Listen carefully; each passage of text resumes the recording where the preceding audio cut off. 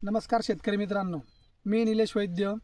आपण आज आलेलो आहे गणेश पोटे सरांच्या SRT शेती पद्धतीला भेट देण्यासाठी. आपण या अगोदरही भेट दिली होती आणि त्यात जेव्हा आपण आपली तूर फुलात होती आणि आता त्यानंतर जेव्हा आपल्या शेंग धारणा झालेली आहे, शेंगांची कशी धारणा झाली आहे हे बघण्यासाठी आपण परत आपल्या प्लॉटला व्हिजिट देतो आहे. तर गणेश सरांनी जे काय काळजी घेतलेली आहे ते आपण या व्हिडिओत सांगणार आहे.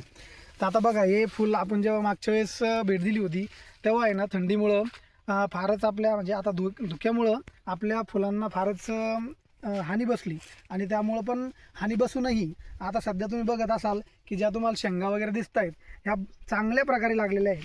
आणि शेंगांची साईज वगैरे जर बघितली तुम्ही, बरं सर जवळ घेऊन बघा, शेंगांची साईज वगैरे जर बघितली तर एकदम टपोरी शेंग आणि 5 ते 6 दाणे असतील अशी आपली शेंग भरलेली आहे.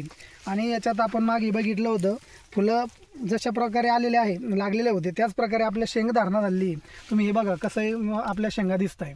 आणि ही पद्धत आपली सरांनी वापरलेली SRT पद्धतमध्ये यात आपण आपल्या तुरीची 3 वेळेस खुडणी केली होती, तरी आपल्या तुरीची हाईट आणि आपल्या तुरीची फुलधारणा आणि त्यानंतर आपल्या तुरीला लागलेल्या शेंगा आपण याच्यातून बघू शकता.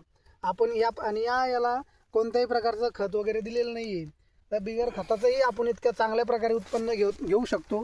हे गणेश सरांनी आपल्या तुरीमार्फत आपल्याला सिद्ध करून दाखवलेलं आहे.